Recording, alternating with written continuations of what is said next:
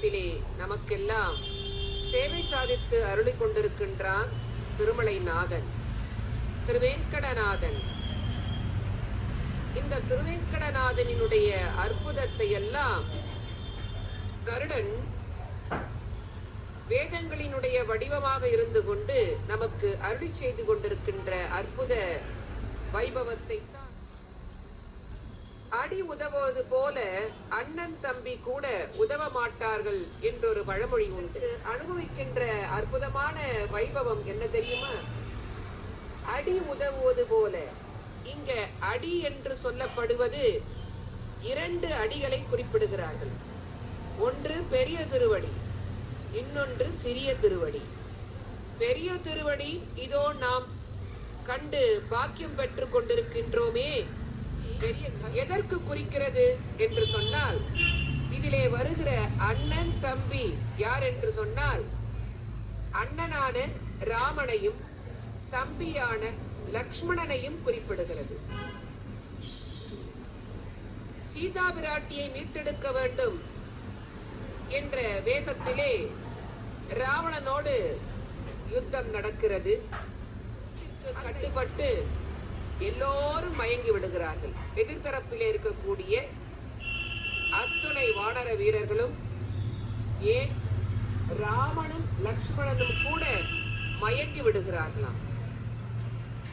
அப்படி மயங்கி எந்த பறவை வானத்திலே இறக்கைகளை அசைக்காமல் அப்படியே பறக்கிறதோ அது கருடன் என்று நாம் உணர்ந்து கொள்ளலாம். கருடன் பார்த்தால் மிக விரைவாக மேலே மேலே உச்சிக்கு சென்றார். எங்கேயெல்லாம் அந்த போர்க்களத்தை சொல்லலாமா, லக்ஷ்மணனை குறை சொல்லலாமா என்னால் அது அன்று பொருள். ராமன் எப்பேற்பட்டவன்?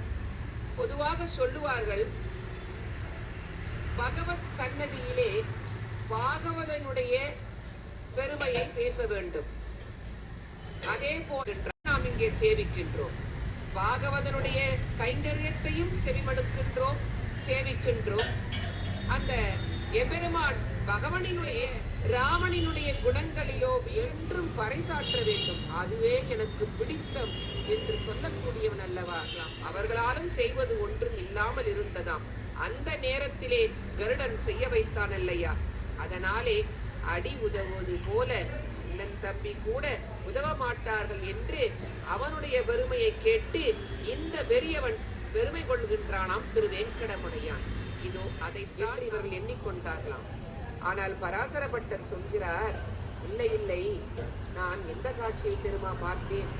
ஒரு முயல் மிக வேகமாக தன் உயிரை காப்பாற்றிக் கொள்ள மூச்சிறைக்க ஓடி வைத்தது. அதை பின்னாடியே துரத்தி கொண்டு ஒரு வேடனும் வந்தான். வேடன் எப்படியாவது அதை கொன்றுவிட வேண்டும் என்று பிடித்தும் விட்டான். முயலுடைய கதை முடிந்தது என்று எண்ணினோம். முடியவில்லை, தொடர்கிறது.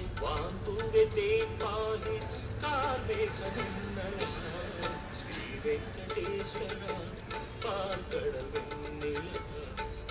வெங்கடேஸ்வரா